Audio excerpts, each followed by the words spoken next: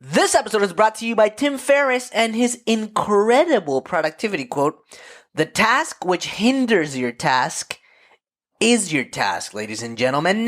Welcome to the Stephan Dyer Podcast, my people.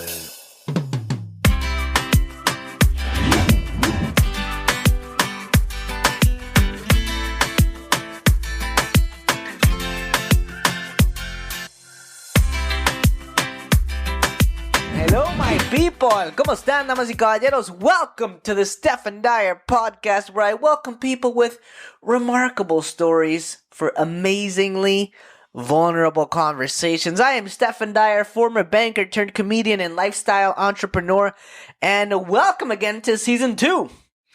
Episode 52, ladies and gentlemen. Can you deal with that? Like Ben Stiller would say in Meet the Parents, the first 50 episodes were incredible. You grew as a listener. I grew as a podcaster. Any comments or feedback you can send us would be highly appreciated.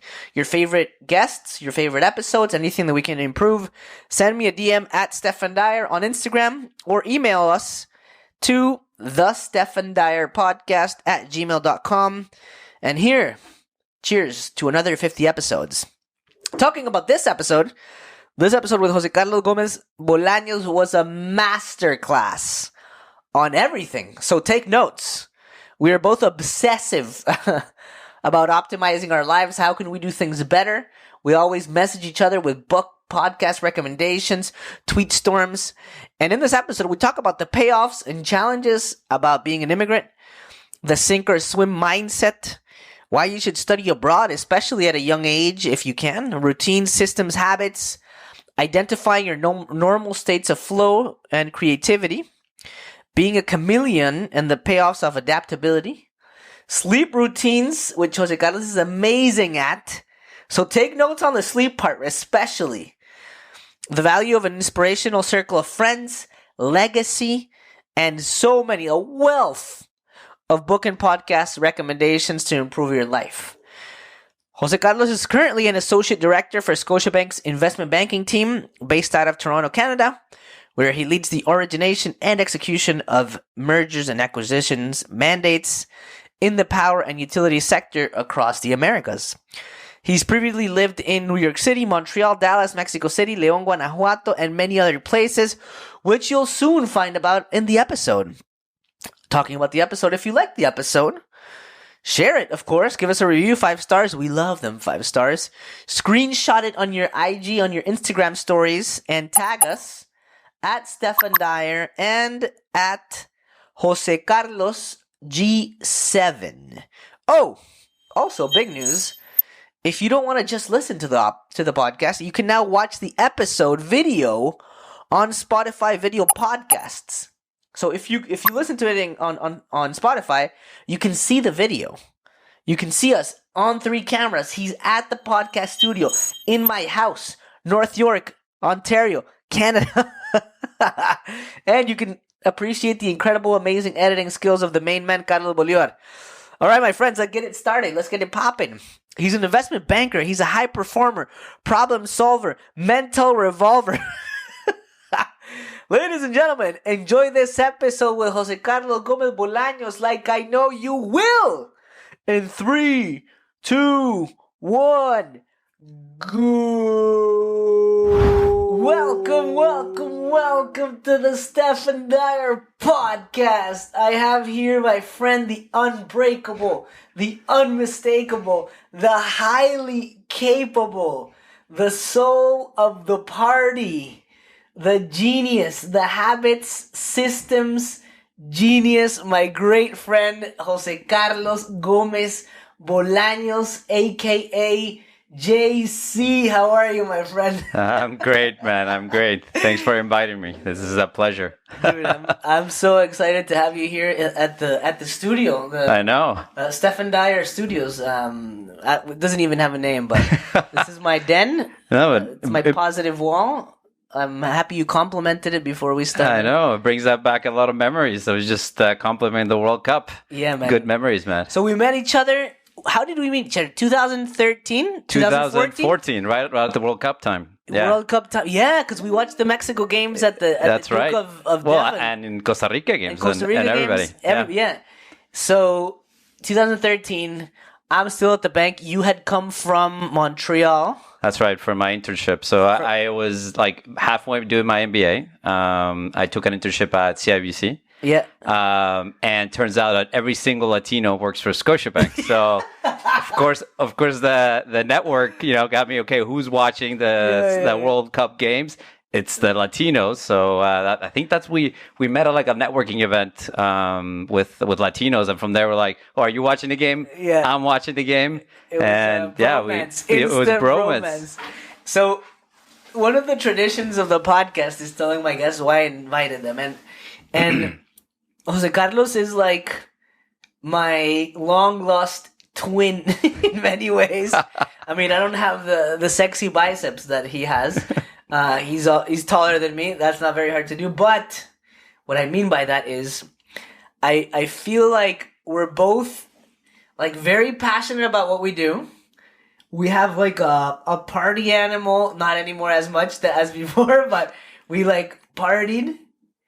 We love meeting new people. We love connecting with people. But we have a side that not a lot of people see, which is this obsessiveness to learn and optimize and hack every single aspect of our lives.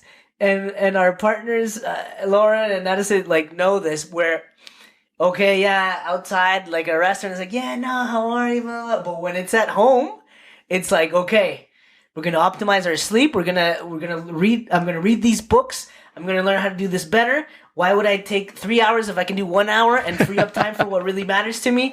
I work out because you're gonna live longer. I do like all these things, and I don't know a lot of people that are as obsessive as us in terms of these things. Where did you develop this? Are your parents like this? That's a good question. No, I think just in general, my parents are probably super highly energetic. I think my dad specifically is super organized in everything he did. Yeah, just super organized. And my mom is highly, highly energetic. But I found myself that I got the energetic part.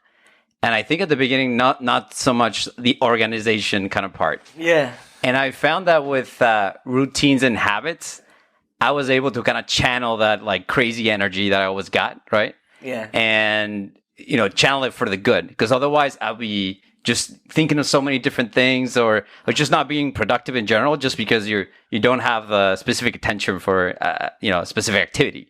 Definitely. So like, I think that's where I kind of started picking up, okay, look, I need to kind of better myself, read, some kind of self-help books, get some, good tips on how to be more productive and channel that energy, and, get stuff done, right? Yeah, I think for me, I've started to like analyze why am I like this? Yeah, my dad and my mom are very disciplined, 5 a.m. type of people. Yeah.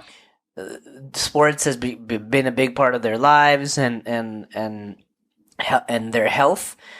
But to me, yeah, sports has been a big part of my life. I've always been a good student. I love sports. But now that I think of it, I'm like, I want to win. Like it's not like I have 27 lives and I can have a shitty life this time around and like win. I'm like, I want to win. And I've been thinking about this a lot. I'm like Naval says, I want my life to be effortless in like a way where we're in like 2022 and we could outsource all these things. Yeah.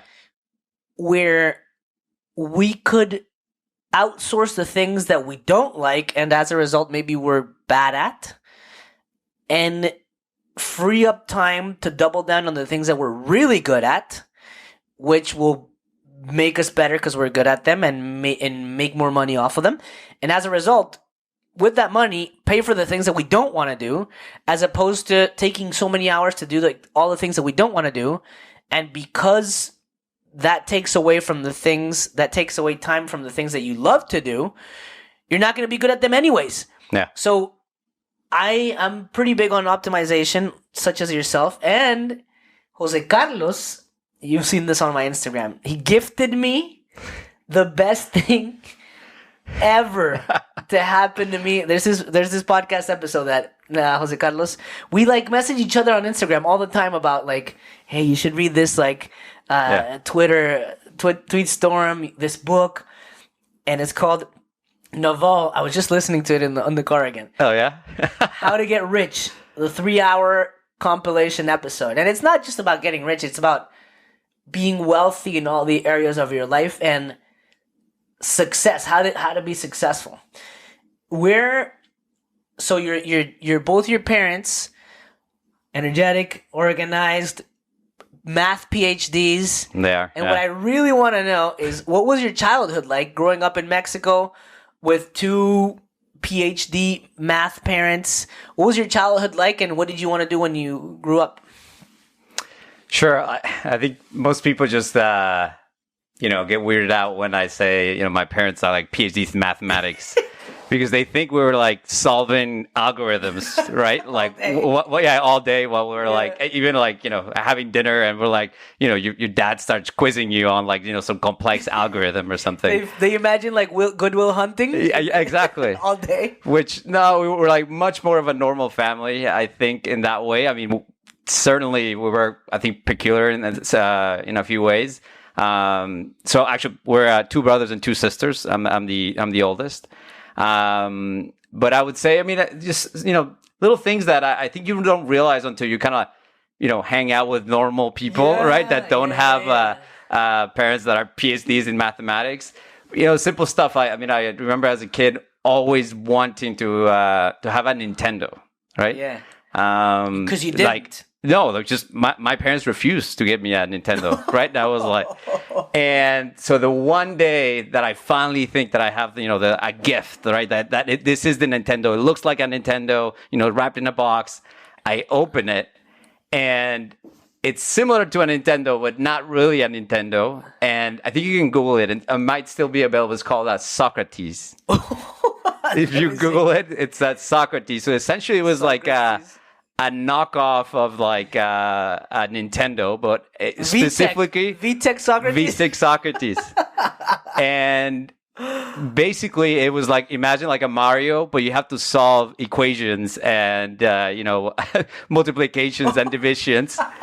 And that's how I grew up. Like I grew up kind of playing that game, and you know what? In the end, I became very good at. God, this is so good.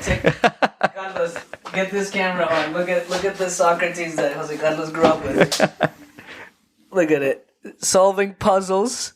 Socrates, Nintendo. The graphics weren't as good as Definitely the Nintendo not. at the time, but it made the genius that was.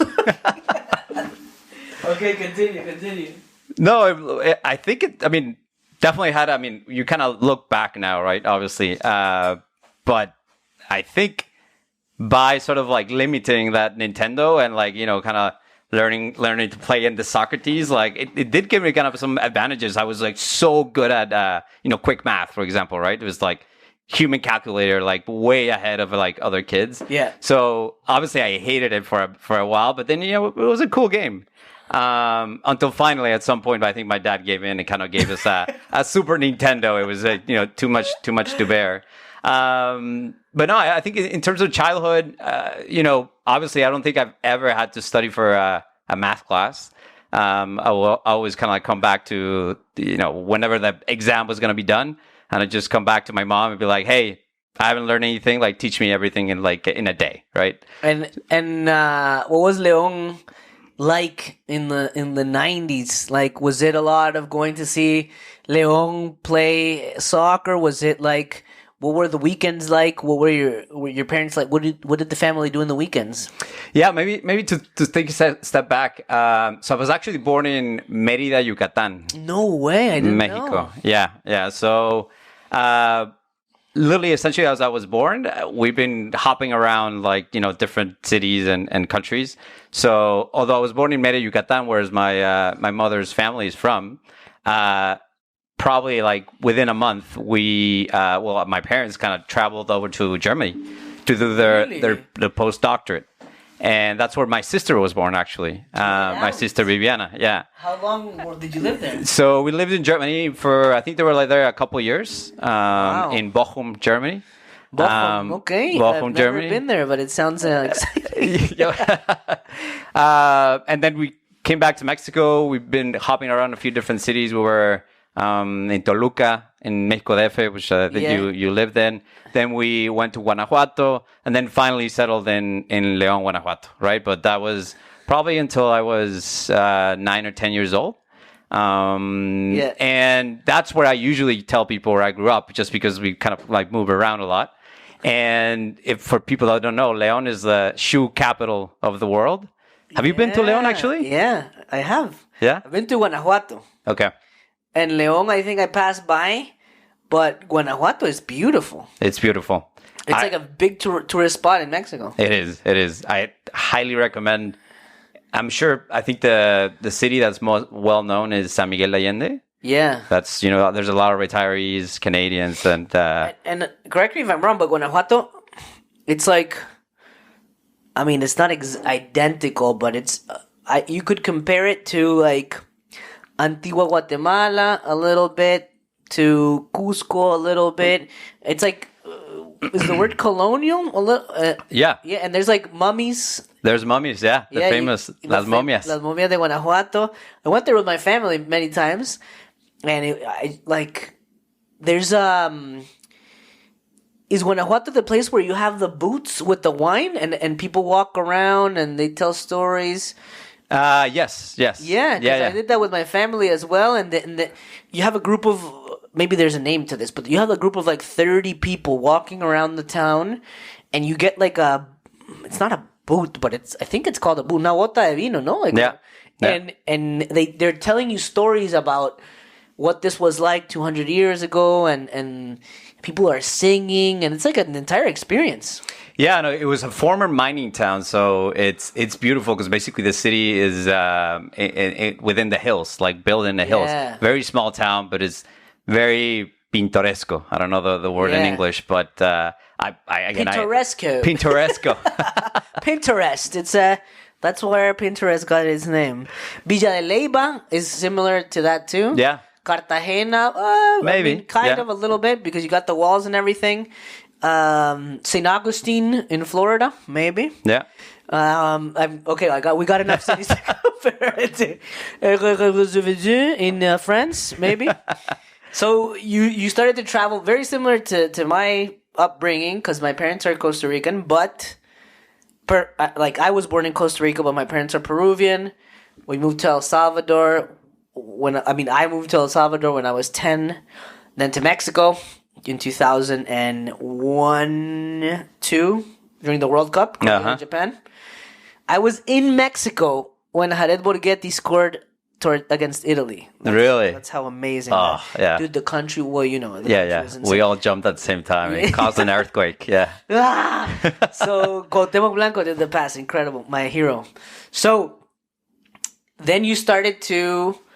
high school in León? High school in León. And then what was the game plan? Because if your parents had been exposed to abroad, Germany, and obviously, it's proven that if your parents have PhDs, very likely that the level of studies that the kids are going to have is at least, on average, like a master's.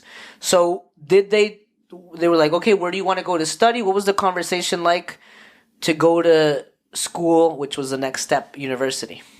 Yeah, so interesting enough. So even though we were, finally kind of settled in León, I went to there for middle school and high school. But we did a quick sabbatical. Basically, as a researcher in mathematics, like you get every 5 years or so, they give you a year off, right? Wow. So you can pick any university in the world. Really? And essentially my dad would take the entire family, right? So where I learned English actually is a sabbatical of my dad in Tallahassee, Florida. Wow. So when I was 11, from 11 years old to 13 years old, we moved to Tallahassee, Florida, Florida State University. I'm sure the Seminoles. FSU. And FSU, that's right. And that's the first time I think we all learned English. Really? The two brothers, two sisters, literally did not know a single word of English, right? And my dad is, one of those like sink or swim type of mentalities.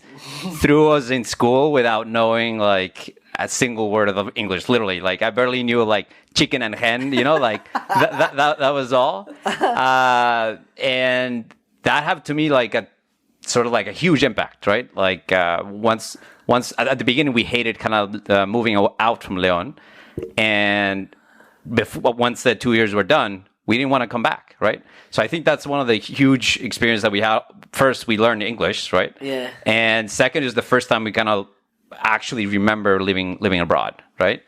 So once I went to high school, as soon as there were programs opened up for doing an exchange, I actually came to Canada for the first time. So I did an exchange in Montreal, Canada, and for 6 months. So when you were in university? When I was in high school. Wow. When I was in high school. So because right away I had that bug, right? Like of like I love kind of living abroad, being meeting new people. And you went to high school for those 6 months here in Quebec? In Montreal, it's called Jean Brebeuf, the high school. So I did 6 months there. So that was sort of like the second real experience that I had traveling abroad, right? Or living abroad. Sink or swim with French too. Sink or swim with French. Yeah. And right after that, I all you knew, what year was that? 2000. That was 2003. 2002, 2003. So all you knew, because that's everything everybody knew in French, was "Voulez-vous coucher avec moi" from Moulin Rouge. Remember Christina Aguilera? Yeah. And Pink and Maya and what was the other one? And Lil Kim. Lil Kim, yeah. That song, everybody was saying "Voulez-vous coucher avec moi ce soir." That was probably the extent of my French by then. Thankfully, it improved. With those 6 months. But as soon as I finished high school, I knew I wanted to sort of study abroad, not be in Leon. So through my dad, who through his research, where he works at Centro de Investigación de Matemáticas, which is CIMAT. That's what it's called in Mexico City. In Guanajuato, actually. In Guanajuato. He saw that there was an opportunity for Mexicans to get a scholarship to go to the University of Texas, Dallas. Wow. So I ended up applying. I, thankfully had the good grades enough to kind of get a scholarship. So didn't think twice and moved to Dallas. Incredible. What was life like in Dallas, in university? It was... Because I'll tell you what, sorry to interrupt. The only reference I had to universities in North America was American Pie. So I thought it was going to be like a huge party. And then I got to U of T and it was all like studying. And I was like, man, this is not as fun as I thought it would be. What was Dallas like? So it's funny enough. So as you know, like University of Texas is huge. The Longhorns, but that's based out of Austin. Now, the University of Texas has different campuses, right? So they would have one in San Antonio, the one in Dallas. The one in Dallas is essentially famous for not having any like tier one like sports team. You know what's the number tier one like sports team? Their chess team.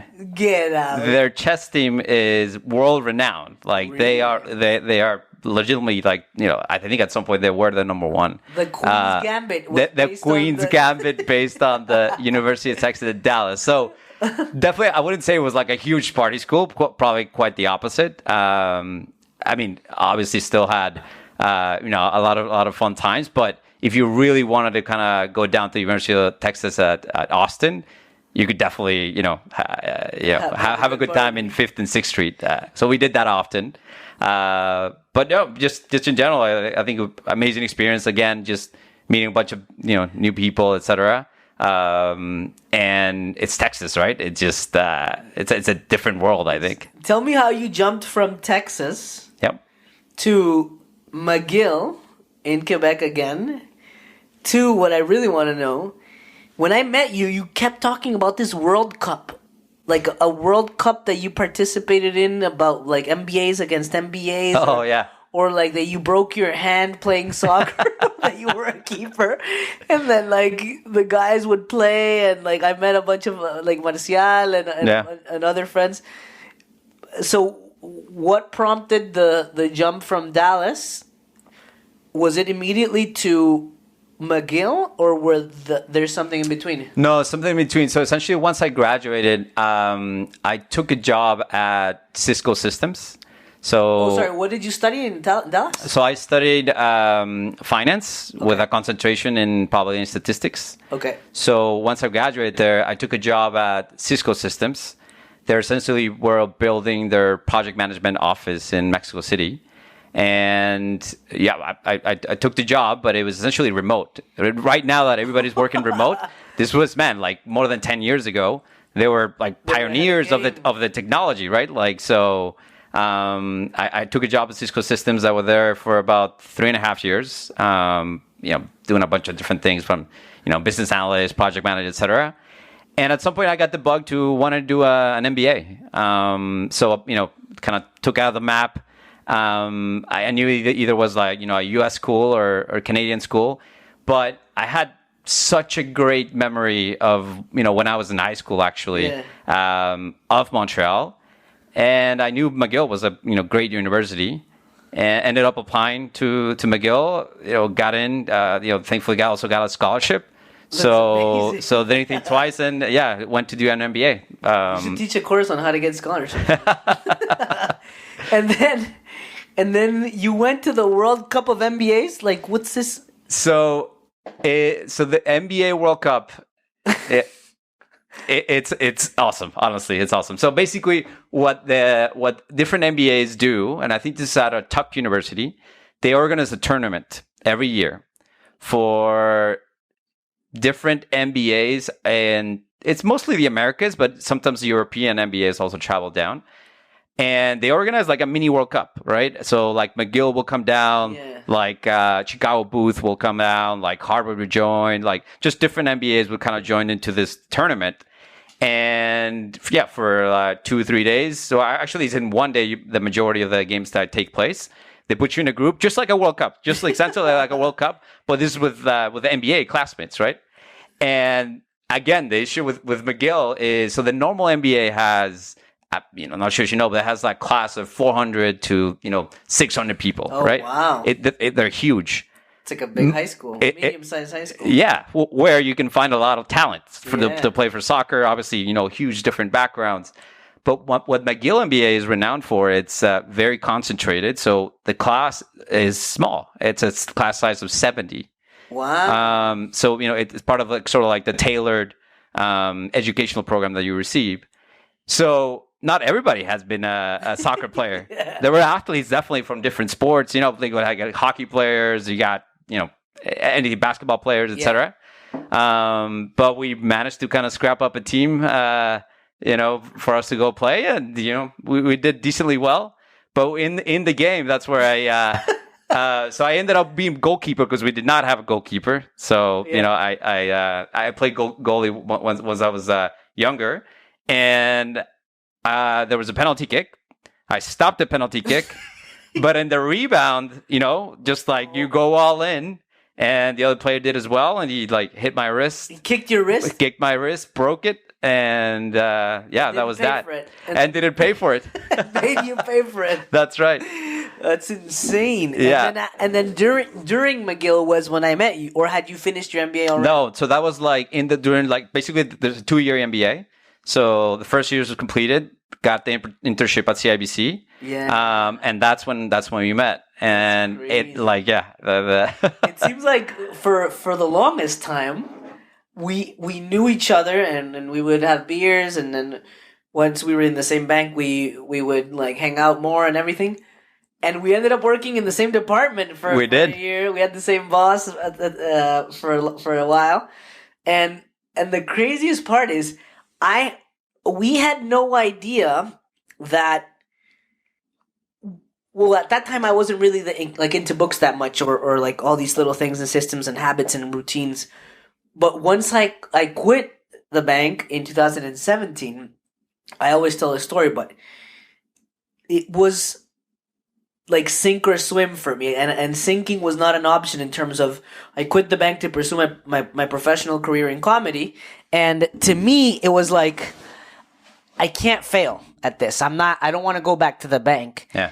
And at that point I decided, okay, if we have to break down, like deconstruct success in like comedy is not very different than success in soccer and in business and in golf and in cheerleading. It's like all this, it's the same. It's like who you have to become. It's mentality, it's routines. And even if you're the funniest person ever, if you fall under bad routines, bad habits, you're immediately going to fall off because you're going to run into all kinds of problems. So I'm like, okay, I'm going to study high performers, people who have accomplished great things in life, and I'm just going to take those habits, mentality, routines, systems, and apply them to my comedy life. Yeah. Because I only had, at that time, I had about $35,000 in savings, I think. And I'm like, this is enough for me to not make a cent for a year and buy myself a year's worth of time to see if I make it. And I pretty much bought myself a year. And like in the first months, I saw my savings go down dramatically, and I'm like, "Oh my god, this is harder than it." Because I thought like me and Juan, we thought we were just gonna do shows and everybody was gonna come and everything. Yeah. But the first couple of times, all your friends come, but like the third time, they're like, "Okay, do you have any new comedy?" So I'm like, "Okay," and I'm like, "I'll do whatever to make sure that I can do this for the rest of my life." And at that point, you went to New York for years to work there. That's came right. back, we reconnected. Yep. And that's when we started to like, I realized, man, this guy's read a lot of really good books. And like, oh, this guy's like, has a lot of things that I don't know. And then we started to collaborate on like, hey, have you read this book? Hey, have you read this book? Hey, have you heard this concept? And then you recommended Naval, and then we just been back and forth. So when did this start for you? Like seeing the value of daily routines? Because sometimes in university, you're studying, you're eating, you party a couple times a week maybe, or you don't have a chance. But when you start in the working life, was that when it started for you, or did it start like way, way before in high school? No, I would say I've always been, I think, naturally sort of like attracted to doing some sort of habit, right? Or some sort of routine. But I think what the issue is that you don't identify like earlier on in life, whether it was in high school, etc. We all develop habits, right? Yeah. The issue is that a lot of them could have been bad habits. Or what you thought was a good habit and you just had the wrong information, right? Or you were kind of like following an idol or, following a lifestyle that you think was the right way to go about things. With no science behind it. Exactly. And with no science behind it, but like maybe it's someone that you looked up to, etc. And then you were following those type, habits. And then it turns out as life goes on, you're like, no, that like what I was doing was completely wrong, right? So I think when I really like on a more formal basis started to kind of really take seriously of where I should be able to sort of hack my life or make improvement in my life was definitely, I think, until in New York, and on specific things. So for example, from sleep, from nutrition, right? Because before, I mean, even at the MBA, I mean, you're still living as a student, right? You're still eating quesadilla. Every single like dinner is quesadillas, and lunch too, like just sandwiches and quesadillas. I think I lived on sandwiches and quesadillas for forever, right? And once I moved to Toronto as well, right after my MBA, it was the same thing. Like nutrition wasn't like a huge like thing in my sort of my radar. Like I didn't think it affected me. But of course, as you grow older, like you start noticing. Definitely. And the same thing for sleep. But so I think until in New York that I started kind of reading some of the self-help books that, we all kind of share. And what were your happy first books? To me, the first one ever was The Secret. Really? I think the first one, when I really understood, I mean, I'm giving away the book, but like The Power of Habit. Yeah. It was that book. Like Charles Duhigg. Exactly. So I remember reading at the MBA, and I because they use it for marketing, etc., as you know from that book. And I was like, wow, like really we are like, creatures of habit. And I think when I kind of started to get that switch, and I was really attracted to those kind of books. I've never been a fan of super like fiction. It's more like never. But so I always like history or like biographies or, in this case, self-help books, or, biographies of like super famous people, as you were saying, and just to understand what they did right, what they did wrong, and just kind of learn from them. Right. So I think that was the first book I really kind of like set the path on habits. But maybe just when I was in New York, I think that's really when I really stepped up my game. Let's say on kind of reading and trying to like make myself better in certain ways. Because I feel like in New York, especially in the investment banking world, and the aggressive schedule that you were on, every hour counts, and sleep has to have its space, because you could say, if I work 20 hours and sleep 4 hours, is that more efficient than me working 16 hours and sleeping 8? And then all these scenarios come in your mind, and opportunity cost. But fueling is a big part, not just on sleeping and recharging, but the nutrition. It's going to increase your output for every hour of input that you put in. So, and especially because Lauren was going back and coming forth, you had you were living there by yourself, and you really had the time and space to become your own guinea pig and try all these little things. What did you discover in those years? Because sometimes it's not what's better, it's what's best for you and your body. What did you discover about yourself?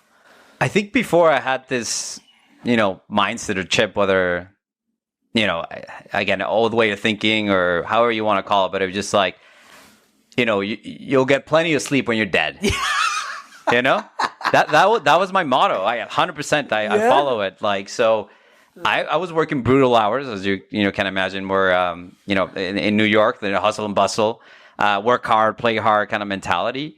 And like, for example, I would not care and just grind my body down, right? So like we can talk about this, but like I'm a super early morning riser. So I get up like 5:30 a.m. no matter what, right? And I would hit the gym, right? And then work very, very long hours. Then after, there's always something going on in New York. So you either grab a drink or socialize, whatever, come back super late and then do it all over again, right? And sleeping 3-4 hours.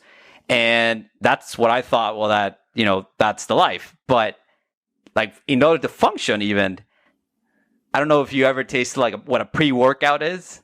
So like literally 5:30 in the morning, every day I would take a pre-workout just to kind of get up and I'd be on it, right? So like my caffeine and pre-workout intake was like ridiculous, right?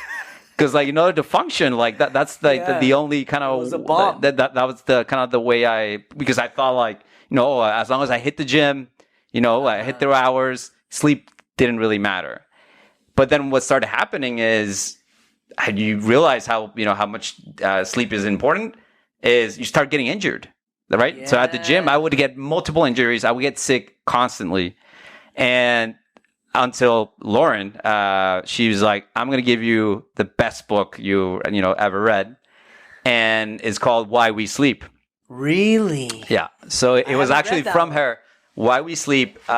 He's like, PhD guru, I think from Cambridge or Oxford, one of the English universities.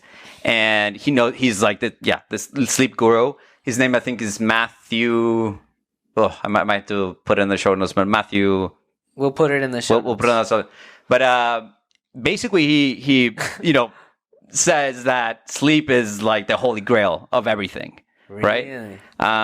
Like 8 hours sleep is demanded by not every animal, not just us, right? And So the optimal level of sleep is 8 hours. 8? Well, it's said like it depends on the person also. Yeah. But it's like between 7 to 9 hours, right? wow. I mean, and it obviously says such obvious things that you're gonna think of Yeah. now. It's like how much caffeine like affects you, right? Like, so the life cycle or like the life of caffeine.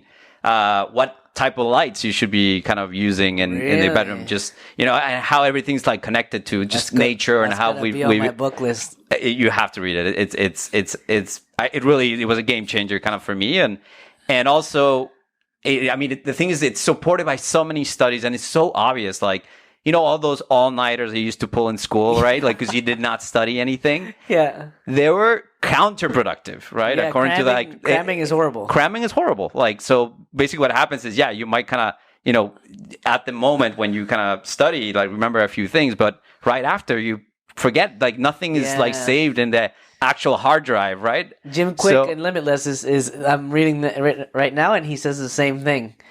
Matthew Walker, just remember. Matthew Walker? Matthew Okay, Walker. good. So anyway, I highly recommend that book, and that's probably a game changer that started sort of like on my sleep.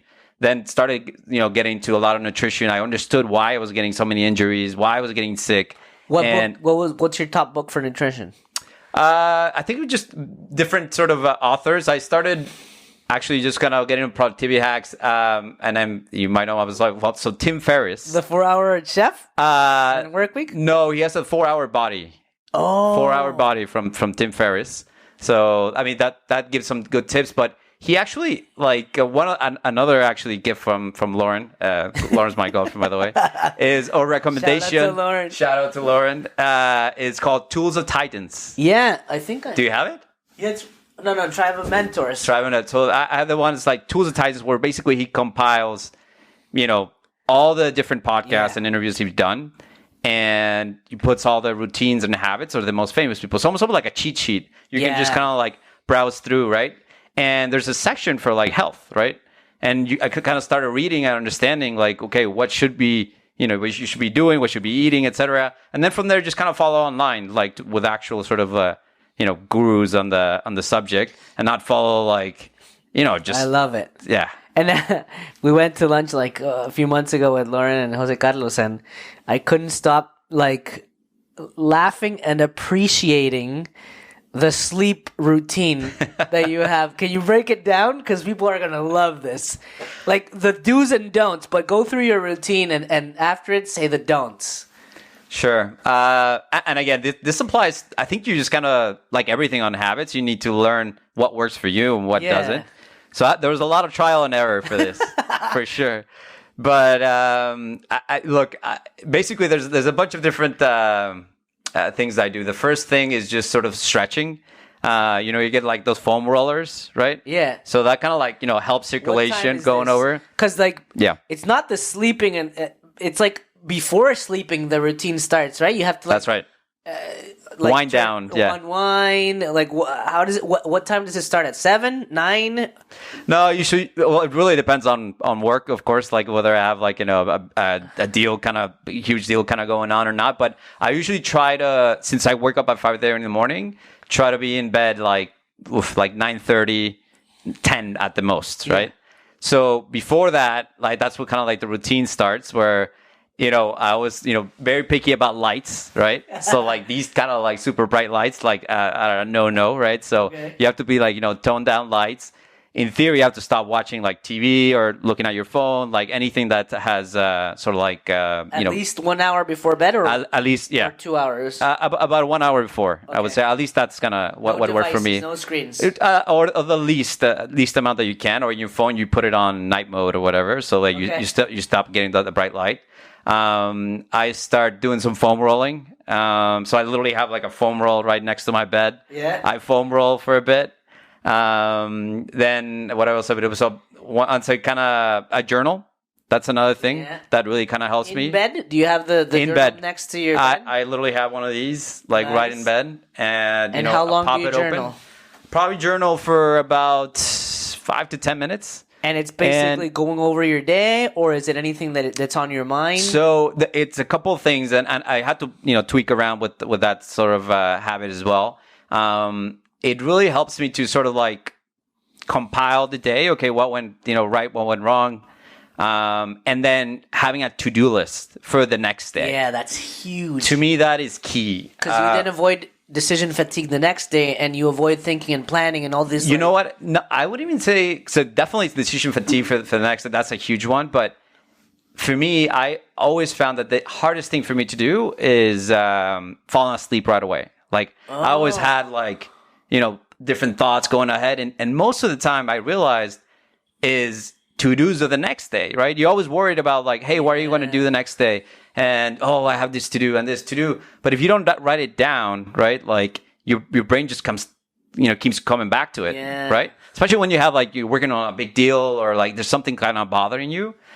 I highly recommend that as soon as you kind of write it down, your mind just goes, okay, it's in the book, right? I always talk about the mind from the Artist's Way book that talks a lot about morning pages and journaling. Yeah.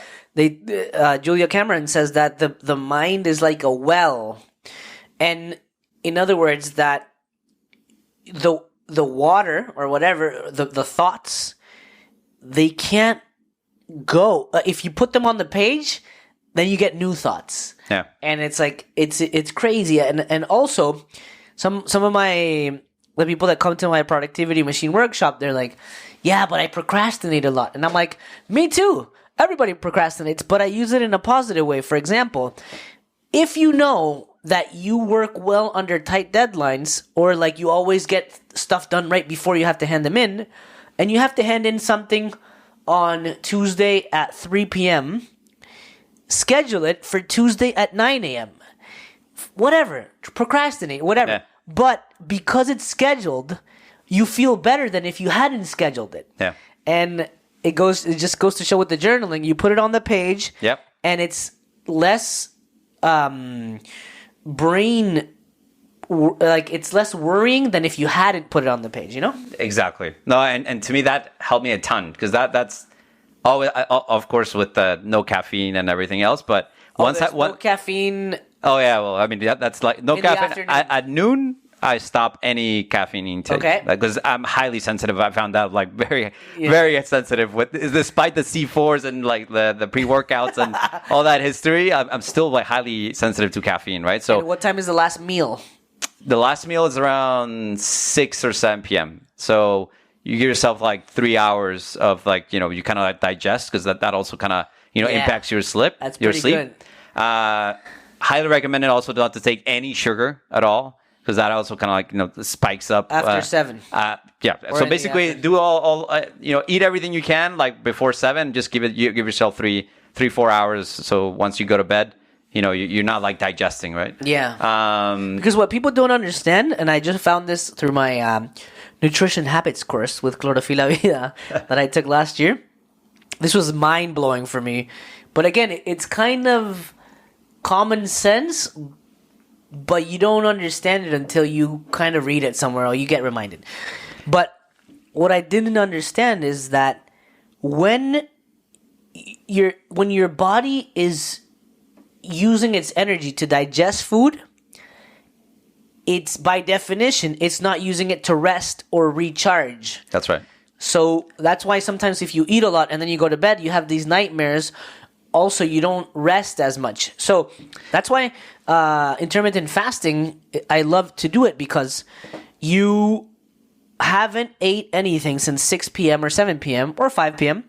So then you have like 5 solid hours where your body has done the digestion. That's right. And then your body can allocate the time that it's sleeping to actually recharge.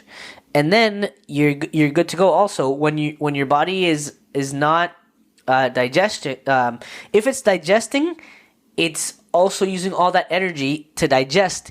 Therefore, your mind is not working at high output levels at sometimes. That's right.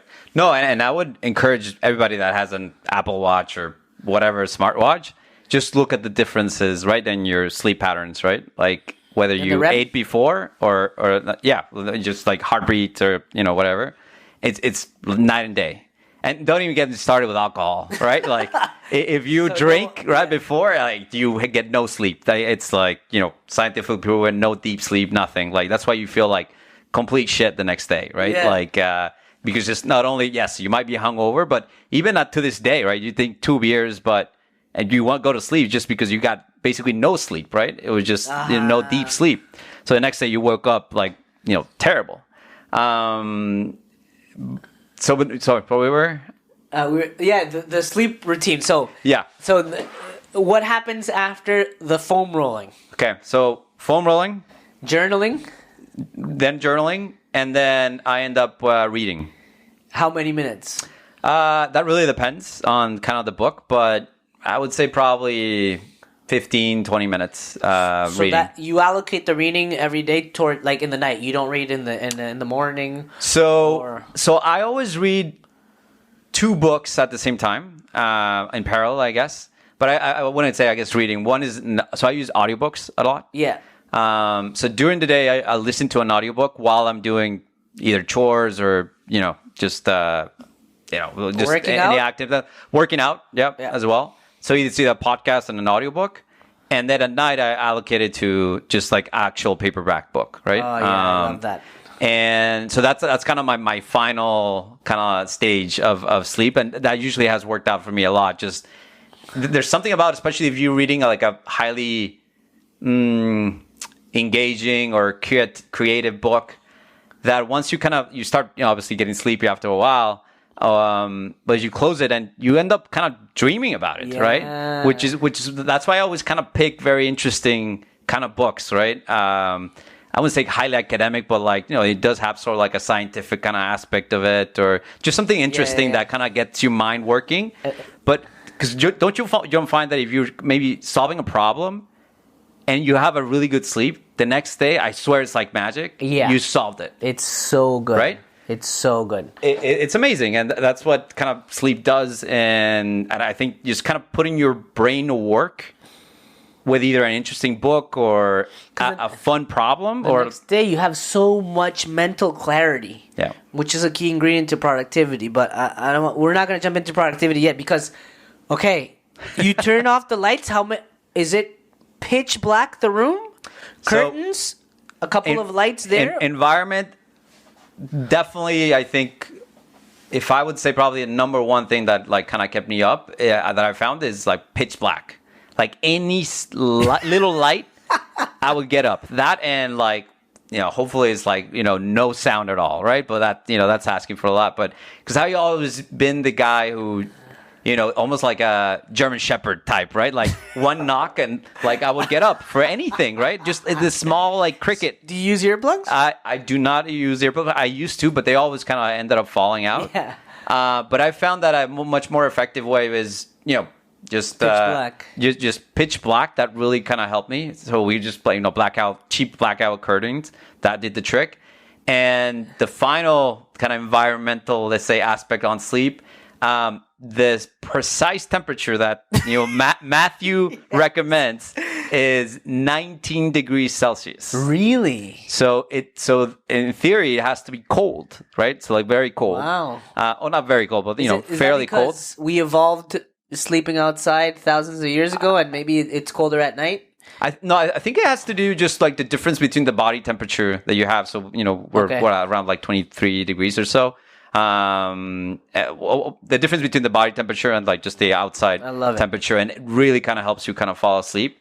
And now that there's like whoever really wants to look into it, I haven't like bought one yet, but now there are beds that you can control the temperature, right? Yeah. So the whole point, they're like smart beds, and so like the whole point is you can program it to say, hey, like the bed actually kind of like temperature goes down to like 19 degrees.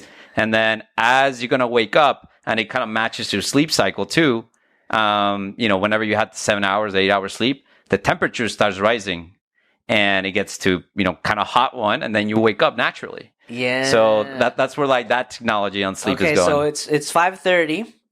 What's the wake up routine here? Because a lot of people have trouble waking up. Is it an aggressive alarm clock? Is it 17 snooze buttons?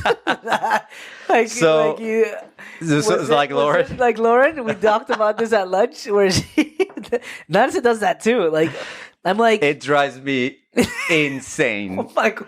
Why don't you Insane. just have one? Or if you know you're gonna, after 17 snoozes, you end up gonna waking at 7:30. Why don't you just put it at 7:30? Why do you torture yourself? Yeah. And look, I kind of respect that everybody has. And by the way, with this book, again, I don't know if I'm going back, it really does explain like people just have completely different sort of characteristics of their sleep, right? Yeah. So you kind of have to respect that also. Like there's night owls, right? And there's Exactly. early risers. Definitely I'm an early riser. So you kind of really have to just adapt to that, right? Like there's different sleep cycles for ages, for type of people, etc. No, but for me, I've never used an alarm clock Really? ever, unless I really have to get Go to the up, airport. exactly like at 3 a.m. or so. Then I need one, and I'll be just the one. Like I said, very sensitive to kind of like sounds. So the body wakes up at 5:30. No, like rain or shine, I have this automatic like internal body clock that just wakes me up at that time. I could have gone out. You and I could have gone out to like drinking or whatever Yeah. at 3 a.m. and I will still get up at 5:30 in the morning. It's insane. Okay, so you wake up at 5:30. Yep. Assuming it's just a Thursday, and what happens? What's your morning routine like? Sure. First thing, get up, do the coffee. That's like, drink some water and then have a cup of coffee. I Is this threw a glass of water. a glass of water. Okay. And And then you drink a- while I wait for the kind of coffee to be made. And in the meantime, while the coffee's preparing, I do two things. I meditate for a bit. How much? 5-10 minutes? I just 5 minutes. Yeah. Yeah. Just, using either Headspace or Calm, like the apps. And I kind of do a recap of what I kind of journaled the previous night. So you read over the. I read journal over again. and I prioritize, just kind of recap and saying, okay, these are the things to do. Anything that kind of changed that maybe something that popped up in your head, while you were sleeping. And then I just prioritize, like what should be done first. And what should be done later. And based on this prioritization or whatever, when you prioritize, to me I have like two questions that drive my day. In fact, I have it posted there, and it's from the One Thing book that, dude, you would love this book. It's by Gary Keller, the founder of Keller Williams, the real estate company. And, Okay. And the One Thing basically is this question that it says, what's the one thing I can do today such that by doing it, everything else will become easier or unnecessary? And then you can add an area of your life in the question. So you can be like, what's the one thing I can do today in my relationships that by doing it, everything else will become easier or unnecessary? What's the one thing I can do in my fitness life, in my financial life, for my family, such that by doing it, everything else will become easier or unnecessary? And the other question that drives my day is, what will Michael Jordan? No, I'm kidding. It's if these were the only 3 things I accomplished today, I would be satisfied. Is there anything that guides your priorities? Yeah. So probably that's a better angle, like to actually break it down as detailed as you. I think I've done that sort of naturally a little bit. One of the key things I always kind of recommend to people is, and this is also from reading from different books, is just you got to find the states of what they call flow. Oh, right? I love it. Let's go into that. The state of flow. And I've always found, again, because I am an early riser, early morning person, that the hours between sort of 5:30, since I get up, let's call it 6 while I, do like the different things, from 6 to maybe 8 a.m., those couple hours, I am so productive, right? Yes. I am so productive. I have a, very fresh mind, just woke up. And so I always try to target very, like the most complex, let's say, items in my to-do list that require kind of a lot of thinking and a lot of concentration, a lot of creativity, right? It could be work, it could be just personal. And I always slot, because of that sort of like freshness, I always take a course. I'm always like learning something, right? Really? So I always take 30 minutes or 1 hour to just learn something during that 6 to 8 a.m. block. If like work is not insane. Yeah. If work is insane, I actually allocate, okay, what is the hardest kind of problem that I need to solve for work for that day? And the reality is at 6 a.m. to 8 a.m., no one's awake. Yeah. So you don't get bothered by emails, calls, everything that, a professional gets bothered by essentially, or that needs to do essentially, once the, quote unquote, like actual workday starts. That's critical. So let's just elaborate on this. Like really, this is like life changing, because what do we mean by the highest output per input? So just by the nature of productivity and its definition, I guess the most popular definition could be like doing more in less time, which means if your input is 1 hour from 6 to 7 a.m., and this was like a video game, how many points or output could you get by putting in 1 hour of input? Yeah. And because you're rested, you are not digesting like a huge breakfast, like eggs and bacon and all this thing, and you have mental clarity because you're rested, then you are laser focused in the task. Also, because nobody's awake, you're not putting everyone else's wants and needs ahead of yours, because you're not looking on Instagram, WhatsApp, your email. Yep. Everybody wants something from you. Like, it's uninterrupted time. I always say that I can get like from 5 to 7 a.m., I can get more done than from like 9 a.m. to 4 p.m. with interruptions. 100%. Because it's like laser focused. Yeah. And you'd be like, yeah, okay, whatever. Like, if I do it one day, it might be cool or not. But it's not about one day. You have to think about all these things long term. If you want to win in life, obviously.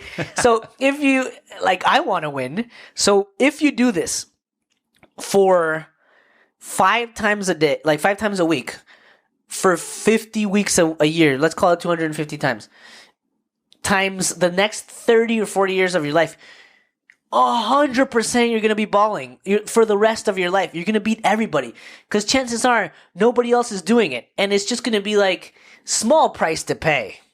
And it's going to be effortless if you're sleeping well, really. So small price to pay to win in life, which I want to fucking win. So, okay, is there any other places where you achieve that state of flow? Any other pockets of the day? Yeah. I think like everyone has to just, trial and error. Just try to kind of like figure it out where that is. And so what I found is definitely that those 2 or 3 hours in the morning that's purely state of flow where I can sit down, focus, get stuff done. I also find where I'm thinking or kind of being creative is while I'm at the gym.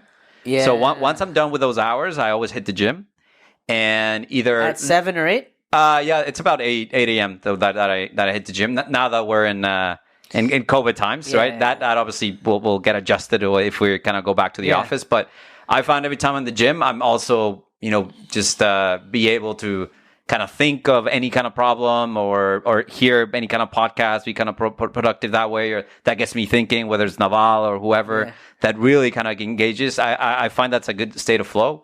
And I mean, small things like the shower.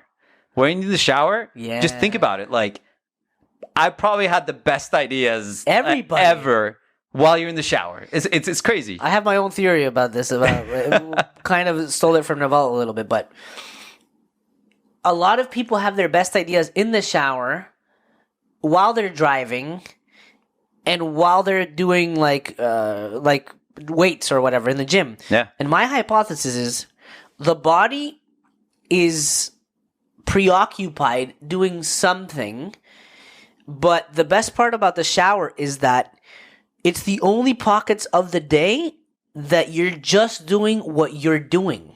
Yeah. You know what I mean? You're not multitasking in the shower. Yeah. You're either with the soap or you're putting shampoo on your head and thinking. And but as soon as the day starts, it's so many things coming at you. I think if I understand what you're trying to say, just so basically when you're driving or you're showering, like it's such like a routine exercise that you put you put it on the back burner. Like your body doesn't need instruction on how to shower or drive, right? So now you can actually kind of think about like any problems that you have, right? So I would recommend to people, I mean, just think about it, like throughout your day, like what are the times where, you know, I just kind of think for myself and I start being either creative or kind of solving problems or like that bright idea that you were kind of looking for or whatever. Like what are those kind of state flows, and really focus and try to like carve out times for that, right? Like it will get you a long way. Diego Hidalgo, our mutual friend, says Diego was like really particular about things like us. Yeah. But he says like, "Loco, that's why I take extra long showers every day." I'm like, okay, good for creativity, not good for the environment, but we'll take it. Yeah. Okay, I love it. And then, you have this that I think I have too, where I want to get your take on this, but like being a chameleon, and a lot of the times I feel bad about it because I'm like, maybe am I being fake? Where sometimes, like, if I'm with like Latinos, I'll be like very Latino. If I'm with Canadians, I'll be, or if we're talking about this, I'll be that. Or if it's like about soccer, I'll be, or if we're talking about Kanye West and Jay-Z, I'll become like in like another voice. And I'm like, am I being disingenuous and fake? But then I'm like, no, it's just me. It's like every person is multifaceted. And I think, very similar to you, that because we moved around a lot in the first 18 years of our life, that it was a defense mechanism, because you have to survive every time to make new friends, adjust to this new country, this new city, this new school, this new house, this new neighborhood. And you don't want to be the weirdo. You don't want to be the one left out. You don't want to be the one not invited to the parties. So I constantly evolved and adapted like a chameleon to fit in, to the point where it just became like a superpower in many ways. And I feel that while some people that know me really well may be like, dude, that's not you, but it is me. But in many ways, it's like, why are you talking like that to these people? I just adapt to every single environment. Yeah. That has helped me connect with people, develop relationships, which is later good for business, for life, for family, for everything. Also, Harvard study, happiness is highly determined by the quality of your relationships. So, 100%. What is your take on being a chameleon and adaptability? Do you feel like that too?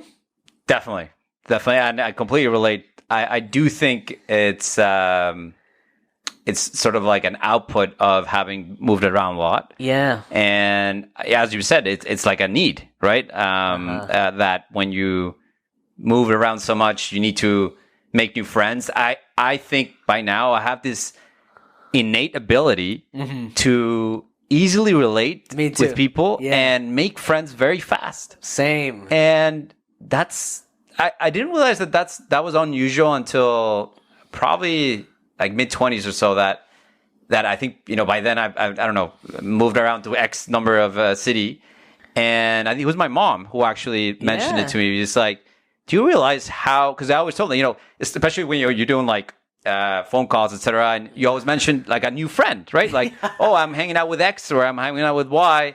But unfortunately, they, you know, because they live in Mexico, they never got a chance to kind of get to know them. So she would say, "Oh, who are you hanging out with this time?" And they'd say, "Like, do you realize how easy it is? Like, it's been 2 weeks since you've been in New York, and now you have like, you know, a few friends that you're hanging out, or you're gonna play with soccer with someone. It's like that's not like standard, right? Yeah, like a lot of people actually struggle with like unfortunately kind of relating to people, and I definitely attribute that to just, you know, being 11 and being thrown into school with not knowing sink or swim. And I definitely relate to that. But to that point, I highly, highly recommend, I think, for any parent, the number one recommendation, at least without being a parent, so it could be like, pretty ignorant in that sense, is the value that I've gotten from studying abroad. Yeah. And shipping off your kid to school while they're still young has tremendous benefits. Like, whether, they get the superpower of being a chameleon, obviously getting out of their, sort of the comfort zone, right? You mature very fast, yeah. right? Like, I remember when I, was in Montreal the first time, I was like 15 years old. First time you had to do, like, I understand how you do laundry, right? Just like, you understand the value of money, right? Like how much everything costs because you have like a certain budget you can't spend. Accountability, definitely. So I definitely think like, when I came back from those experiences, my maturity level was like up and above the rest. You're like another person. Exactly. You're another person. So I highly recommend it. And plus the added, if you send them to whichever, like to learn English or to learn French or German, when you're a kid, you're a sponge, right? Yeah. So, at least my kid for sure, like they're going to study abroad for, a year or like 2 years or how many times it happened. And the same thing happened in my family. Like, so, both my sisters and my brother got the opportunity to also do the same experiences. And I think they have the same sort of like chameleon type abilities. The sink or swim family. The sink or swim family is, yeah. I love it. And I really want to pick your brain about the, I thought this was like a lie or whatever. Because in Latin America, everywhere, I think, parents tell you like, dime con quién andas y te diré quién eres. Like, tell me who you're hanging out with and I'll tell you who you are. And like, oh, if you're hanging out with this crowd, you'll become that crowd. And I'm like, no, I won't. But really, the more I read about it, the more I experience life. And Naval has the 5 chimps theory where if you hang out with the 5 closest friends that you hang out with, chances are you're the average of those people. Yeah. If you could perfectly map it out, how much money they make, you're probably the average. Their weight or their level of health, probably the average. How many books everybody reads, you're probably the average. Are you consuming a lot of junk food? Are you looking at the news and believing in conspiracy theories? You're probably the average. Yeah. So I didn't really value it as much until recently where I'm like, dude, I want to hang out with. I want to have this circle of people that not just inspire me and I know this saying where like, oh, if you're the smartest person in the room, you're in the wrong room. Yeah, I get that too. But just because they really inspire me, if you hang out with 5 millionaires, chances are you're on your way to becoming a millionaire, Yeah. And what's been your take on this? What's been your experience? Do you believe in this? 100% I believe in it. I think there's a similar saying. I think it's if your circle of friends don't inspire you, it's not a circle. It's a cage. Wow. That's right? Like, it might have been Nabal or one, probably not, but like, some other kind of book that I kind of picked that up. And I remember like reading it, having an impact and kind of like writing on the wall, because I completely relate to it. It sounds like Gary Vee or, yeah. or Navi or, what's the skin in the game guy? Nassim Taleb. Or maybe Nassim Taleb. Nassim Taleb. I can't remember, but we'll have to look it up, like who mentioned it. But I'll look it up right now. I completely related to it. And that's why I think for whoever, maybe a quick plug for a lot of people are thinking whether to do an MBA or not. Should I do like, master's degree? And I highly think that one of the biggest advantages that when you go to do an MBA is... Oh, it's Nipsey. Nipsey Hussle. There you go. Nipsey Hussle. It's Rest smart in man. peace. It's smart man. He's a poet, man. He's a philosopher. No, I like. I lost my train of thought. If you're saying the MBA. Yeah. Sorry. So one of the things I realized, one of the benefits, the huge benefits of being an MBA, is that when you get there, despite having all these nationalities, all these different backgrounds, you have people that are very like-minded in sort of ways, right? They all either immigrants, they have different kind of backgrounds in life, but they're all inspiring, right? They all have these crazy stories. They're all obviously, I wouldn't say all of them super type A, that they could be different, the type of people, but just inspiring in general, right? You meet very cool people around, and I realized that I was just happier in general, right? And then you start looking at what you're doing, or what Marcial is doing, and you're just like, man, this guy's amazing. You learn a lot from them. You hear about their ambitions, and it was like, I should be more ambitious, right? And that's just contagious, right? So I completely agree that you should kind of look around you, and I mean, not to be as brutal of if a friend of you is not adding value, cut him out. Get the fuck get out of my circle. But no, you should kind of look around, and if there's anyone that actually is having a detriment to your life, right? It's not guiding you in the right path, you should definitely get him out. Yeah. I've always been conflict averse, so and the more I learn about myself, I understand why. So I'm becoming less conflict averse. But my take on it has been, maybe my preference is not to be like, what the fuck are you doing? Get the fuck out of my circle. It's been I'll lead by example. And because I'm leading by example, quietly, because I'm in their circle, the average will come up in many ways. So I'm not just going to be on my high chair and be I'm better than you, because it's not about that. But I'll lead by example, and then I'll share my journey, and it'll inspire people.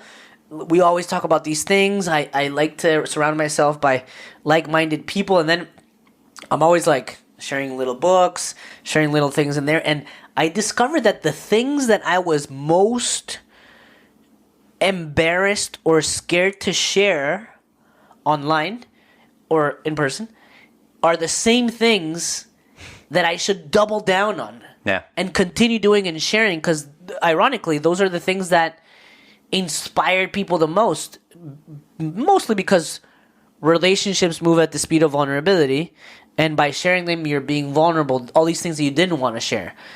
And you're being human, you're being raw, and hence you connect with these people better. I'm very curious as to, are there any things that guide your life? One of the things that guided my decision to quit the bank was, I don't want to be on my deathbed or be 60, 70, 80, 90 years old, look back and be like, man, what a waste of a talent. What a waste of a life. And I don't mean that people working in the 9 to 5 in engineering or lawyers or whatever are wasting their life, because you could love the 9 to 5, and it's a great thing. It's a great school. For me, it's a great job. The bank is a great job. But it was not for me at that time. Yeah. And I just didn't want to wake up looking back and be like, I wasted my talent, my comedy talent, my writing, my creativity. Is there any of these questions that really guide your life in terms of your decisions? Tough question. That's a very philosophical question. I would say it's not like I have I think in general, actually, I've never thought actually maybe on the wrong way, that many steps ahead. Yeah. I might think one or two kind of steps ahead. But to me, at least on a professional level, I've always landed on, okay, what is the job or career, whatever it is, that kind of, one, excites me the most, also presents me with just challenging problems. Yeah, right? I like that. Right? So whenever I have usually a big decision, just to actually kind of, using one of your examples, is I always think about whether, hey, if when you're at your deathbed, when you're 70 or 80 years old, would you regret this decision? If you did not take it or not, right? I think that's a good brain hack always to choose when you're between 2 or 3 things, is which one you would regret the most of not doing, right? So in terms of kind of guiding posts, it's just, to me, it's just the next step over is just, if I feel I hit a plateau at a certain career or even a relationship or whatever it is, where you just like stuck, right? You kind of learned everything that had to be done. You kind of have to hop to the next thing over, that's why, you look at my kind of life or like CV or whatever, I usually kind of hop around like different positions and, every like 2-3 years essentially, right? It's just when I feel like I kind of learned everything that I needed to learn, or at least kind of got the concept, I want to jump into something else, right? Like I kind of figured out the problem.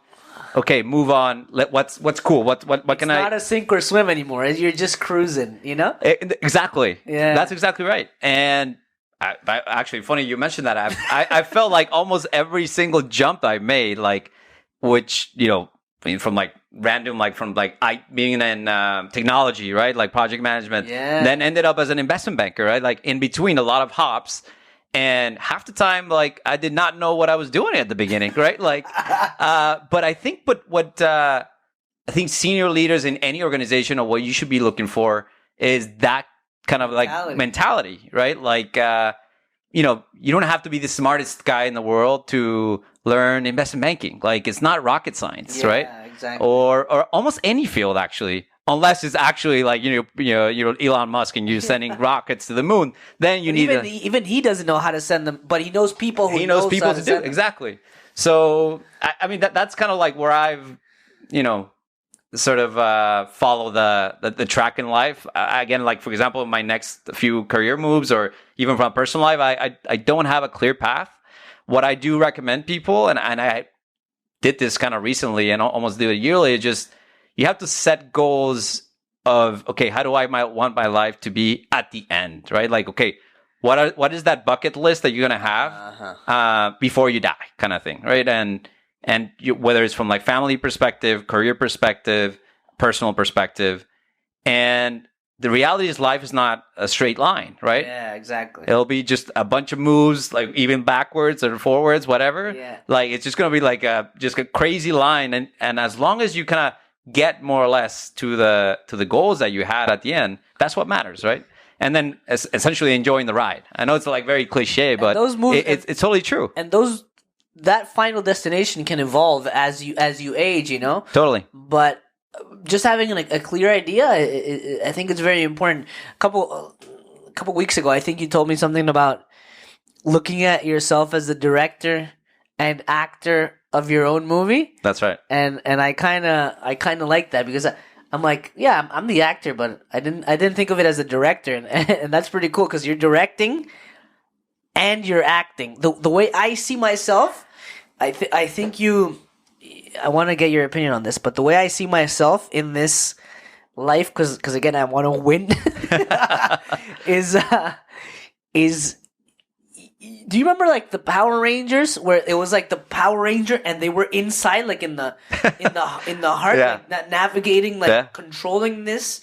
I kind of see myself as this little avatar inside my body, and this avatar has to work within constraints.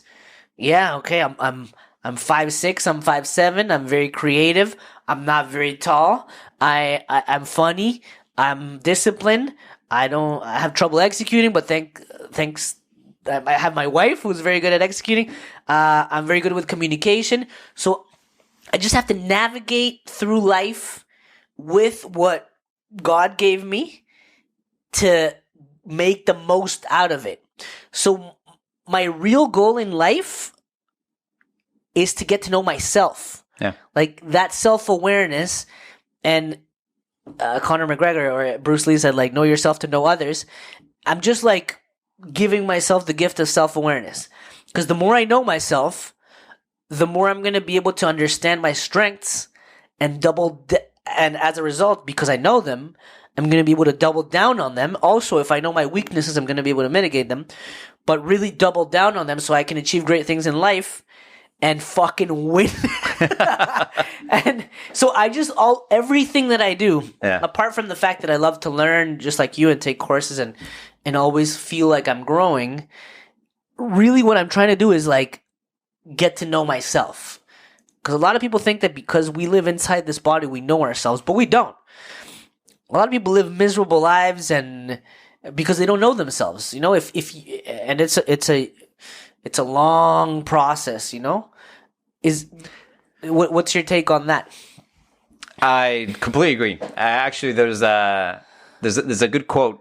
No, we're pulling out all the quotes, but that is something like, if you don't look back in 5 years and feel embarrassed about yourself, then you did something wrong, right? And I always think about I'm sure you're on Facebook, hopefully a few people that still are, and the memories pop up with the comments that you're making, the photos that you're making, and you look back and you say, oh my God, like, who was that guy, right?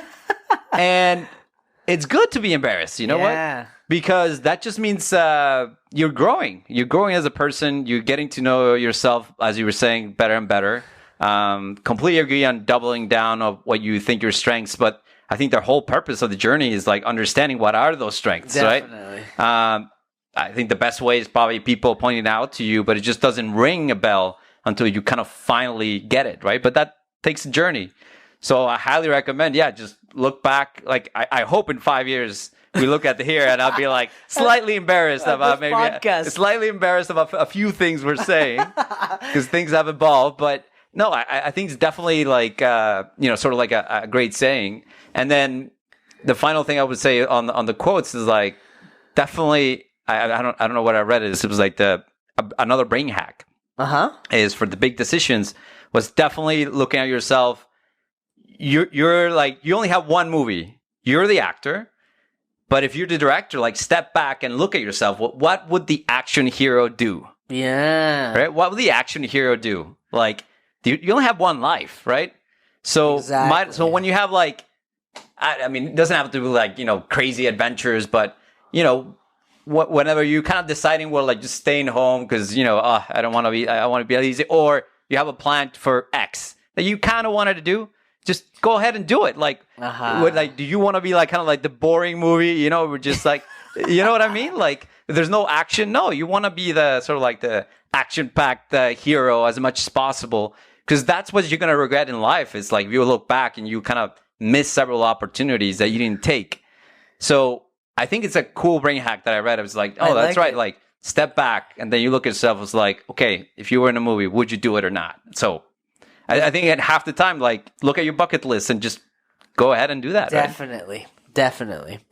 Maybe that was a Nipsey Hussle hack. That could have been. Yeah, I know.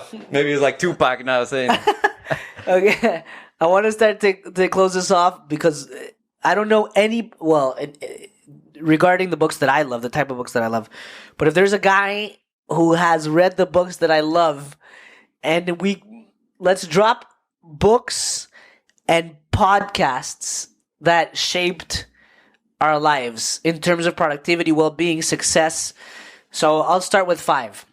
Okay. Top books for me in terms of productivity. Are we doing books first and then podcasts, or just in general? Yeah, whatever you can think of. Well, I'll start with books. So, The One Thing book by Gary Keller. The 4-Hour Workweek by Tim Ferriss.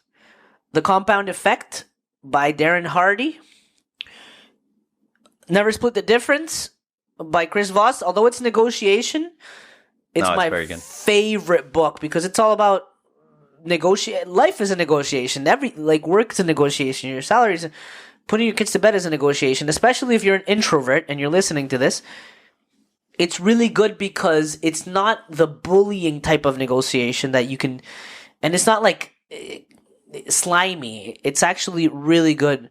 And if I had to pick another one, books, I'm gonna say the Navalmanac because it's like very similar to the podcast that we just recommended on Naval, Naval, and it's How to Get Rich, the 3-hour. I've recommended it a billion times on my podcast, on my Instagram, but I'll go with those 5. Which ones have shaped you? Hard to sort of pin down. I definitely would put Naval on the top one. That's what we kind of relate on that podcast. I'm going to reiterate some of the books, but Why We Sleep, definitely. Why We Sleep, game changer. So if you haven't read it, that definitely recommend that you check out. I would recommend Nassim Taleb. Not only one, probably every single book he's read, he's done. Which one's your favorite? Skin in the Game? Probably Skin in the Game. The first one I read from him was Black Swan. But Skin in the Game is really good. I would recommend that. What else? One recent one I read, a little bit out of the park, you might not kind of heard about it. It was called The Sovereign Individual. Wow. So what's it about? So it's pretty cool. So right now it's all the buzz with I wouldn't say all the buzz, but it's been sort of like a guiding post or Bible for a lot of the tech entrepreneurs.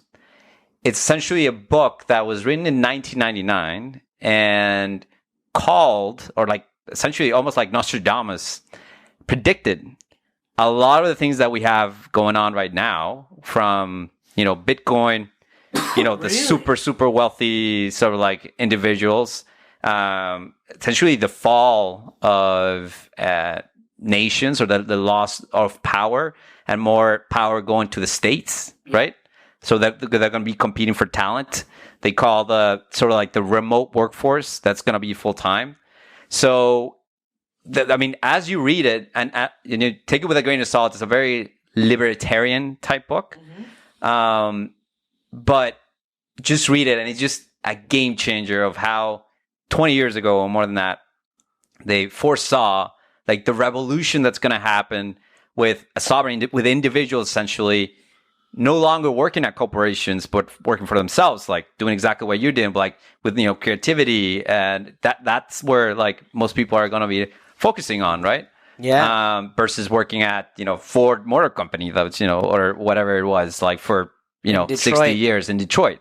So many people used to live in Detroit. Exactly. So highly recommend that book. I know we went on a tangent, but that's kind of like the reason why I like it was a really eye-opening for me last year. You recommended to me Scott Adams. The creator of Gilbert. How to fail at almost everything in life and still win big. That was the one that José Carlos recommended in terms of habits versus systems. Can we just take 30 seconds to give a good example? So Scott Adams says goals are for losers and systems are for winners. And let me just come up with an example. Maybe you have a better one. But so, for example, goals are for losers, systems are for winners. A goal can be, I want to lose 10 kilograms. So I'm going to go to the gym. But the goal is not very sustainable, because as soon as you lose the 10 kilograms, you're going to stop going to the gym because that was your whole motivation, and then you're going to gain them back again. And the goal doesn't build a habit as much, but a system could be, I'm going to drive myself to the gym every morning. Once I'm there, I'll decide whether or not I go to the gym. But because you're there, you're more likely to go to the gym, and because your system is effective, it's easy to do. You just have to drive yourself to the gym. You're going to end up going to the gym more. And as a result, you're going to end up losing the 10 kilograms and more. And it's going to become more sustainable. Is that a good example? Do you have a better example? No, but I think that's a great example. And I essentially, any example that's related to, nutrition or losing weight, etc., that's exactly what happens. So right now, I'm sure you have tons of people, typical, like all the gyms know, getting the gym membership for January, just because they put a goal that I should be going to the gym and lose X amount of weight. But that's not the right frame to kind of do it, right? Yeah. You should be more establishing a habit. And once that you do that, you're set. It's going to become effortless because now you're on autopilot. So you're not deciding on whether to go to the gym or not. You're going because you're on autopilot with regards to the habit.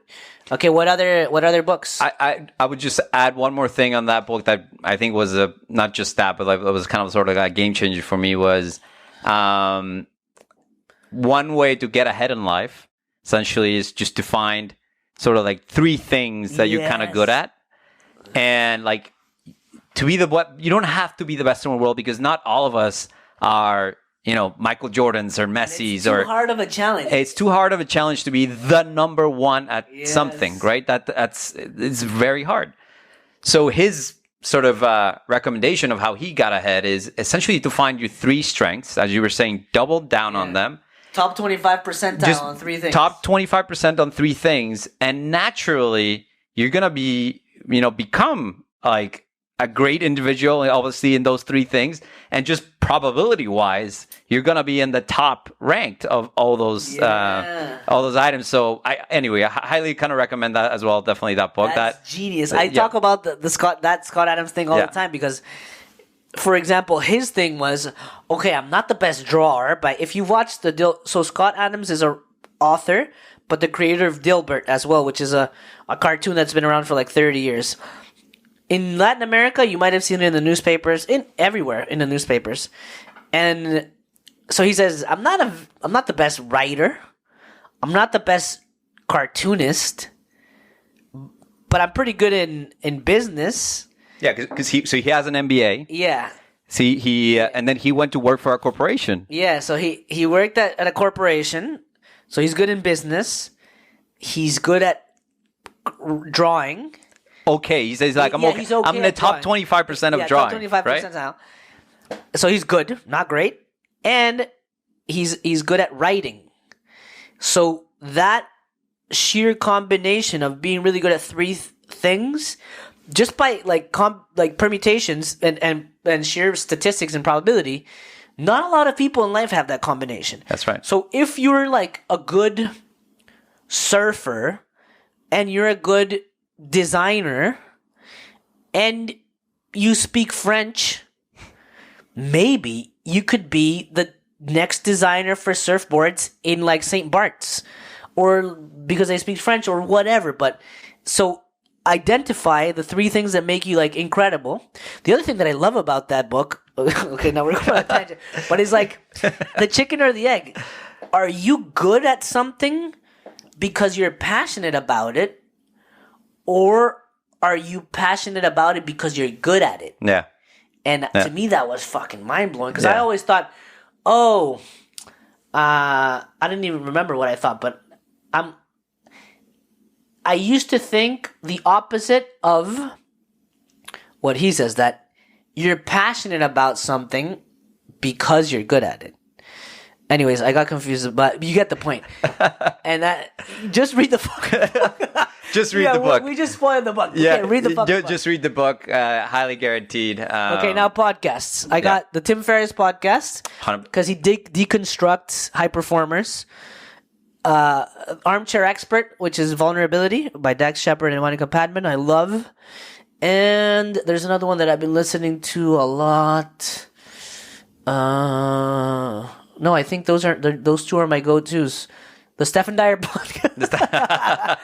I listen to myself every single episode to improve my interviewing style. So, again, I just gotta get 1% better every time. What are your podcasts? Very similar, actually. So, I always hear Tim Ferriss. I'm a big fan of Michael Lewis. So Michael Lewis is an author. He has a lot of books, actually. I'm not sure if you heard of Liar's Poker, for example. No.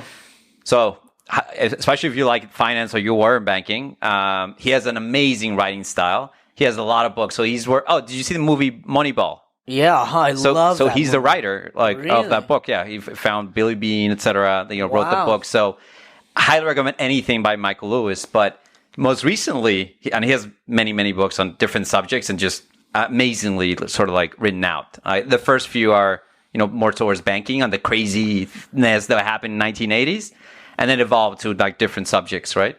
But now he has a podcast called Against the Rules, where he sort of like dissects the reason right now why societies sort of against each other, like either like extremely libertarian or extremely conservative. But takes the role of where, for example, referees are. So anyway, take a look. I know it sounds a little weird, but he deconstructs why we hate referees and the referees in general, from sports to a referee, let's say in the government, right? Like who gets to determine what, like judges, etc. So anyway, for Michael Lewis, definitely like it's pretty good.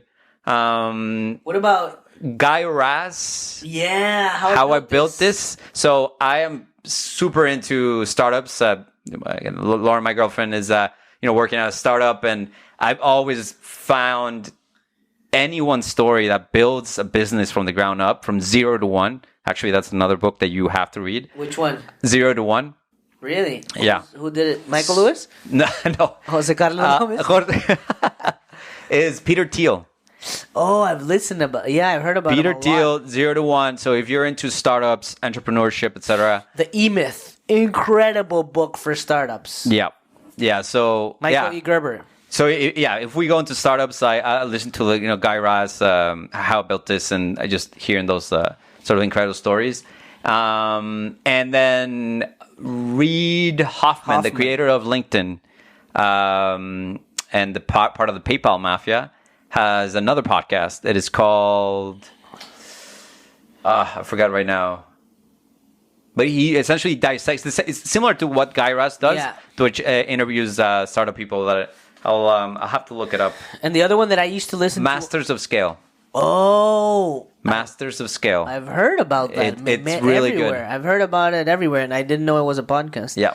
And the other one that I listened to a lot, especially like 2018-19, was the Tony Robbins podcast. And they have a season that you would fucking love. Really? They have a season on high performers, on athletes.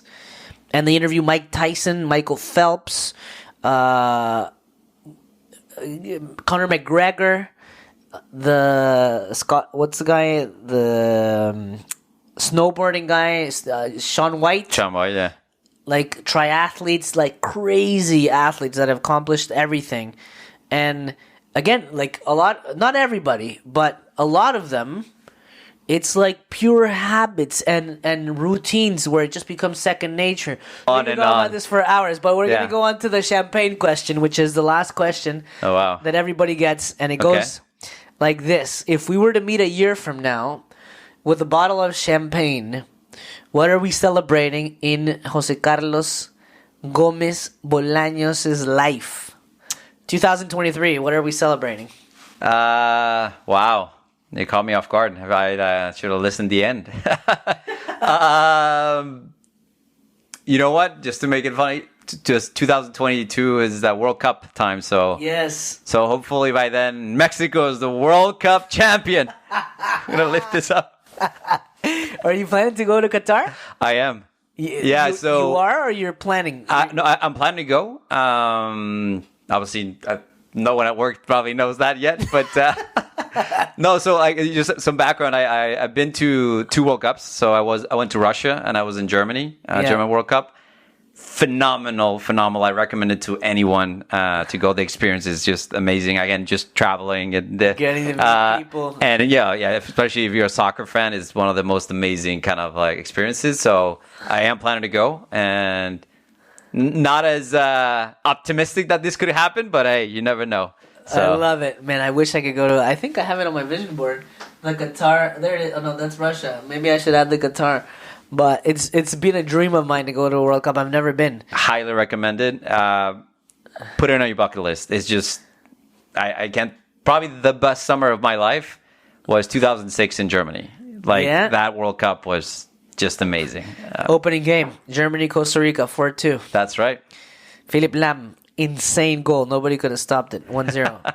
One chop. We could go on for World Cup stories too here. Okay. Yeah. Ladies and gentlemen, any closing remarks? No. Just thanks again for the invite. It's always a pleasure to kind of meet up and like filosofar about life and habits, and to the extent obviously people can sort of borrow any of the tips and kind of tricks and habits that sort of we give here, or any of the books that are helpful. I guarantee you, just try to apply them, try to find that like state of flow. It will, I think, really kind of work wonders, and maybe 5 years from now, you look back and you're actually embarrassed about this. Why didn't I listen to Stephan Dyer podcast with JC? Yes. They could have found that sooner. And it may sound like very overwhelming, like, I'm not going to read 60 books. These guys are like so much ahead of me or not. But all you need to do, like Naval says, you don't need to read books that we're saying. Just read books that you love and develop the habit of reading. And then you're going to be able to read any book. So just start with anything. Just get started. That's it. And I always give this hack. Instead of saying, again, systems and habits versus goals. Like instead of saying, my goal is to read 60 books a year, based on that, I have to read 1 hour a day. So today you'll read 1 hour. You got it. For what? Fine. Tomorrow you read 1 hour, but the third day you'll read 40 minutes and you'll feel horrible because you didn't reach the 1 hour goal. So then, because you didn't reach the 1 hour goal, you're going to be like, the next day I'm not even going to bother because I only have 15 minutes, but my goal was an hour. Versus saying, I'm only going to read for 5 minutes. Or the system could be, I'm going to have my book next to my bed and just open it every night. The goal could be, or you could just say, I'm just going to read 5 minutes a night and see what happens. Because the goal was so easy to do, you're going to end up reading for more than 5 minutes, probably 15 or 20 or 30, sometimes an hour, and feel great because you read more than 5 minutes. And as a result, you're going to end up reading 60 books or more. But if the goal is too impossible, like 1 hour a day, or 60 books a year, it just sounds too overwhelming. So start with what you love to do, and that'll take you to incredible places. Ladies and gentlemen, José Carlos Gómez Bolaños and Stephan Dyer on the Stephan Dyer Podcast. Nos vemos. Chao, chao. Gracias por escuchar el Stephan Dyer Podcast. Arrivederci, my people.